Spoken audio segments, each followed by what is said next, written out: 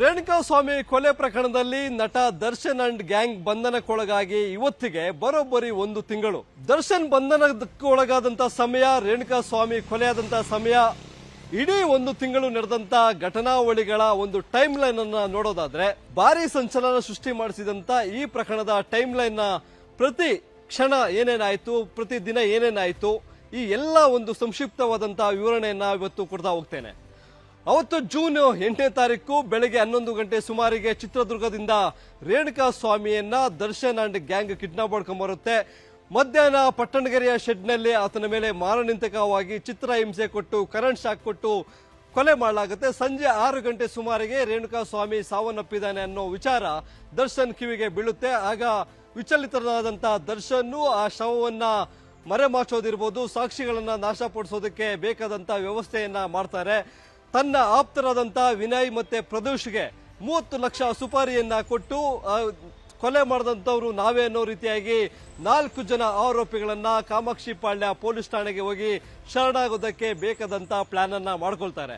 ಅದೇ ರೀತಿಯಾಗಿ ಪ್ಲಾನ್ ಅನ್ನ ಮಾಡಿಕೊಂಡು ಶನಿವಾರ ರಾತ್ರಿ ಶವವನ್ನ ಏನು 4 ಜನ ಪೊಲೀಸ್ ಠಾಣೆಗೆ ಬಂದು ಶರಣಾದಂತ ರಾಘವೇಂದ್ರ, ಕಾರ್ತಿಕ್, ನಿಖಿಲ್ ನಾಯಕ್ ಜೊತೆಗೆ ಕೇಶವ ಮೂರ್ತಿ ಸುಮ್ನಹಳ್ಳಿ ಜಂಕ್ಷನ್ ಬಳಿ ಇರ್ತಕ್ಕಂಥ ರಾಜು ಕಾಲುವೆ ಬಳಿ ರೇಣುಕಾಸ್ವಾಮಿಯ ಶವವನ್ನ ಬಿಸಾಡ್ತಾರೆ. ನಂತರ ಮಾರನೇ ದಿನ ಹೋಗಿ ಕಾಮಾಕ್ಷಿ ಪಾಳ್ಯ ಪೊಲೀಸರಿಗೆ ಶರಣಾಗ್ತಕ್ಕಂಥ ಕೆಲಸ.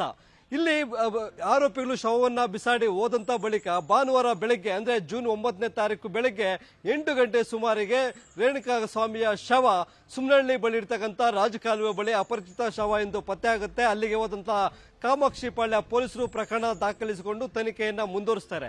ತನಿಖೆಯನ್ನ ಮುಂದುವರಿಸಿದಂತ ಸಂದರ್ಭದಲ್ಲೇ ಸೋಮವಾರ ಅಂದ್ರೆ ಜೂನ್ 11ನೇ ತಾರೀಕು ಆರೋಪಿಗಳು ಅಂದ್ರೆ ಜೂನ್ 10ನೇ ತಾರೀಕು ಆರೋಪಿಗಳು ಬಂದು ಕಾಮಾಕ್ಷಿ ಪಾಳ್ಯ ಪೊಲೀಸ್ ಠಾಣೆಯಲ್ಲಿ ಶರಣಾಗೋದು, ಅವರು ಸುಳ್ಳು ಹೇಳ್ತಾ ಇದ್ದಾರೆ ಅನ್ನೋದು ಪೊಲೀಸರ ವಿಚಾರಣೆಯಲ್ಲಿ ಬೆಳಕಿಗೆ ಬರುತ್ತೆ. ನಂತರ ಆರೋಪಿಗಳನ್ನು ತೀವ್ರ ವಿಚಾರಣೆಗೆ ಒಳಪಡಿಸಿದಾಗ ಈ ರೇಣುಕಾಸ್ವಾಮಿ ಕೊಲೆ ಹಿಂದೆ ನಟ ದರ್ಶನ್ ಹಾಗೂ ಅವರ ಗೆಳತಿ ಪವಿತ್ರ ಗೌಡ ಕೈವಾಡ ಇದೆ ಅನ್ನೋದು ಪೊಲೀಸರ ವಿಚಾರಣೆಯಲ್ಲಿ ಬೆಳಕಿಗೆ ಬರುತ್ತೆ. ಜೂನ್ 11ನೇ ತಾರೀಕು ನಟ ದರ್ಶನ್ ಮೈಸೂರಿನಲ್ಲಿ ಶೂಟಿಂಗ್ ನಲ್ಲಿರ್ತಾರೆ. ಯಾವಾಗ ನಟ ದರ್ಶನ್ ಕೊಲೆಯಲ್ಲಿ ಭಾಗಿಯಾಗಿದ್ದಾನೆ ಅನ್ನೋದು ಗೊತ್ತಾಗುತ್ತೋ ನೇರವಾಗಿ ವಿಶೇಷ ತಂಡ ಜೆಸಿಪಿ ಚಂದನ್ ಅವರ ನೇತೃತ್ವದ ತಂಡ ನೇರವಾಗಿ ಮೈಸೂರಿಗೆ ಹೋಗಿ ನಟ ದರ್ಶನ್ ಅನ್ನ ಜೂನ್ 11ನೇ ತಾರೀಕು ಬಂಧಿಸಿ 11 ಗಂಟೆ ಸುಮಾರಿಗೆ ಅನ್ನಪೂರ್ಣೇಶ್ವರಿ ನಗರ ಪೊಲೀಸ್ ಠಾಣೆಗೆ ಕರೆದುಕೊಂಡು ಬರ್ತಾರೆ.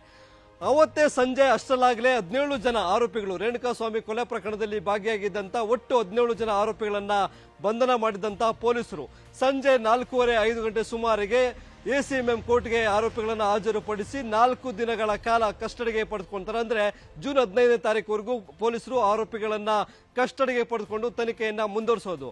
ಜೂನ್ 15ಕ್ಕೆ ಮತ್ತೆ ಎಲ್ಲ ಆರೋಪಿಗಳನ್ನ ವೈದ್ಯಕೀಯ ಪರೀಕ್ಷೆಗೆ ಒಳಪಡಿಸಿ ನ್ಯಾಯಾಲಯಕ್ಕೆ ಹಾಜರುಪಡಿಸಿ ಹೆಚ್ಚಿನ ವಿಚಾರಣೆಗಾಗಿ ಮತ್ತೆ 5 ದಿನ ಕಸ್ಟಡಿಗೆ ಪಡೆಯಲಾಗುತ್ತೆ. ಅಂದ್ರೆ ಜೂನ್ 20ರವರೆಗೆ ಆರೋಪಿಗಳು ನಟ ದರ್ಶನ್, ಪವಿತ್ರ ಗೌಡ ಸೇರಿದಂತೆ 17 ಜನ ಆರೋಪಿಗಳನ್ನ ಪೊಲೀಸ್ ಕಸ್ಟಡಿಗೆ ತೆಗೆದುಕೊಂಡು ತನಿಖೆಯನ್ನ ಮಾಡಲಾಗುತ್ತೆ. ಈ ಸಮಯದಲ್ಲಿ ಜೂನ್ 19ನೇ ತಾರೀಕು ವಿಕ್ಟೋರಿಯಾ ಆಸ್ಪತ್ರೆಯಲ್ಲಿ ಒಟ್ಟು ಎಲ್ಲಾ 17 ಜನ ಆರೋಪಿಗಳನ್ನ ವೈದ್ಯಕೀಯ ಪರೀಕ್ಷೆಗೆ ಒಳಪಡಿಸಿ ಅವರ ರಕ್ತದ ಮಾದರಿಯನ್ನ, ಕೂದಲು ಮಾದರಿಯನ್ನ, ಸ್ಯಾಂಪಲ್ಸ್ ಅನ್ನ ಪಡೆದುಕೊಳ್ತಾರೆ. ನಂತರ ಜೂನ್ 20 ಮತ್ತೆ ಆರೋಪಿಗಳೆಲ್ಲರನ್ನೂ ಸಹ 24ನೇ ಎಸಿಎಂಎಂ ಕೋರ್ಟ್ಗೆ ಹಾಜರುಪಡಿಸ್ತಾರೆ. ಮತ್ತೆ 2 ದಿನಗಳ ಕಾಲ ಹೆಚ್ಚುವರಿಯಾಗಿ ಆರೋಪಿಗಳನ್ನ ಅಂದ್ರೆ ನಟ ದರ್ಶನ್ ಸೇರಿದಂತೆ 4 ಜನ ಆರೋಪಿಗಳನ್ನ ಹೆಚ್ಚುವರಿಯಾಗಿ 2 ದಿನಗಳ ಕಾಲ ಕಸ್ಟಡಿಗೆ ತೆಗೆದುಕೊಂಡು ಅವರನ್ನ ವಿಚಾರಣೆ ಮಾಡಲಾಗುತ್ತೆ. ಅಂತಿಮವಾಗಿ ಜೂನ್ 22ನೇ ತಾರೀಕು ಈಗಾಗಲೇ 9 ಜನ ಆರೋಪಿಗಳನ್ನ ಜೈಲಿಗೆ ಕಳಿಸಲಾಗಿರುತ್ತೆ ಜೂನ್ 20ರಂದು. ಆದ್ರೆ ಹೆಚ್ಚುವರಿಯಾಗಿ ಪಡೆದಂತ ನಟ ದರ್ಶನ್, ವಿನಯ್, ಪ್ರದೋಷ್ ಜೊತೆಗೆ ರಾಘವೇಂದ್ರ ಈ ರೀತಿಯಾದಂತ 4 ಜನ ಆರೋಪಿಗಳನ್ನ ಅಂತಿಮವಾಗಿ ಜೂನ್ 22ನೇ ತಾರೀಕು ಮತ್ತೆ ಕೋರ್ಟ್ಗೆ ಹಾಜರುಪಡಿಸಲಾಗುತ್ತೆ. ಅವರಿಗೆ 14 ದಿನಗಳ ಕಾಲ ನ್ಯಾಯಾಂಗ ಬಂಧನ ವಿಧಿಸಿ ಕೋರ್ಟ್ ಆದೇಶವನ್ನ ನೀಡುತ್ತೆ. ಈ ನಂತರ 2 ಬಾರಿ ಈಗ ನ್ಯಾಯಾಂಗ ಬಂಧನ ವಿಸ್ತರಣೆ ಆಗಿದೆ. ಒಂದು ಕಡೆ ಹೈಕೋರ್ಟ್ನಲ್ಲೂ ಸಹ ನಟ ದರ್ಶನ್ ಮನೆ ಊಟದ ಸೌಲಭ್ಯವನ್ನ ಕೋರಿ ಹೈಕೋರ್ಟ್ನಲ್ಲಿ ರಿಟ್ ಅರ್ಜಿಯನ್ನ ಸಲ್ಲಿಸಿರ್ತಕ್ಕಂಥದ್ದು. 18ನೇ ತಾರೀಕು ಅವರ ನ್ಯಾಯಾಂಗ ಬಂಧನ ವಿಸ್ತರಣೆ ಅವಧಿಯ ವಿಚಾರಣೆ ಜೊತೆಗೆ ಹೈಕೋರ್ಟ್ನಲ್ಲಿ ಸಲ್ಲಿಸಿರ್ತಕ್ಕಂಥ ರಿಟ್ ಅರ್ಜಿಯ ವಿಚಾರಣೆ ಬರ್ತಾ ಇದೆ. ಆ ವಿಚಾರಣೆ ಇಲ್ಲಿ ದರ್ಶನ್ಗೆ ಮನೆ ಊಟ ತಿನ್ನುವ ಅವಕಾಶ ಸಿಗುತ್ತೋ ಇಲ್ಲ ಅನ್ನೋದನ್ನ ಕಾದು ನೋಡ್ಬೇಕಾಗುತ್ತೆ. ಇಷ್ಟು ಜೂನ್ 8ರಿಂದ ಇಲ್ಲಿವರೆಗೆ, ಅಂದ್ರೆ ಜೂನ್ 8ನೇ ತಾರೀಕು ರೇಣುಕಾಸ್ವಾಮಿ ಕೊಲೆ ಆಗುತ್ತೆ, ಜೂನ್ 11ನೇ ತಾರೀಕು ದರ್ಶನ್ ಅಂಡ್ ಗ್ಯಾಂಗ್ ಅರೆಸ್ಟ್ ಆಗುತ್ತೆ. ದರ್ಶನ್ ಅಂಡ್ ಗ್ಯಾಂಗ್ ಅರೆಸ್ಟ್ ಆಗಿದ್ದು ಇವತ್ತಿಗೆ ಬರೋಬ್ಬರಿ 1 ತಿಂಗಳು. ಈ 1 ತಿಂಗಳ ಅವಧಿಯಲ್ಲಿ ನಡೆದಂತ ಸಂಪೂರ್ಣ ಮಾಹಿತಿ, ಘಟನೆಯ ವಿವರಗಳನ್ನ ಸಂಕ್ಷಿಪ್ತವಾಗಿ ನಿಮ್ಮ ಮುಂದೆ ಇಟ್ಟಿದ್ದೇನೆ. ನಿರಂತರವಾಗಿ ಹಾಗೂ ಜನಪರ ಹಾಗೂ ನಿಖರ ಸುದ್ದಿಗಾಗಿ ನೋಡ್ತಾ ಇರಿ ವಿಸ್ತಾರ ನ್ಯೂಸ್. ಅನುಕ್ಷಣದ ಸುದ್ದಿಗಳಿಗಾಗಿ ವಿಸ್ತಾರ ನ್ಯೂಸ್ ಯೂಟ್ಯೂಬ್ ಚಾನೆಲ್ ಸಬ್ಸ್ಕ್ರೈಬ್ ಮಾಡಿ. ಹೊಸ ಸುದ್ದಿಗಳ ನೋಟಿಫಿಕೇಶನ್ಗಾಗಿ ಬೆಲ್ ಐಕಾನ್ ಕ್ಲಿಕ್ ಮಾಡಿ. ಲೇಟೆಸ್ಟ್ ಅಪ್ಡೇಟ್ಸ್ಗಾಗಿ www.vistaranews.com ವೆಬ್ಸೈಟ್ಗೆ ವಿಸಿಟ್ ಮಾಡಿ. ಅಂಗೈಯಲ್ಲೇ ಜಗತ್ತಿನ ಸುದ್ದಿ ತಿಳಿಯಲು ವಿಸ್ತಾರ ನ್ಯೂಸ್ ಕನ್ನಡ ಆಪ್ ಡೌನ್ಲೋಡ್ ಮಾಡಿ.